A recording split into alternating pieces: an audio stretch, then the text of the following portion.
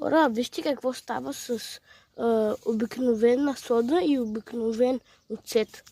Значи, взимаме оцета, сипваме в содата.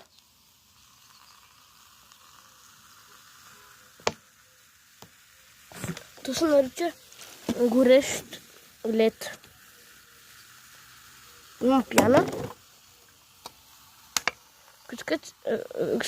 Ако искате, си го направете. Безопасно е. Ето.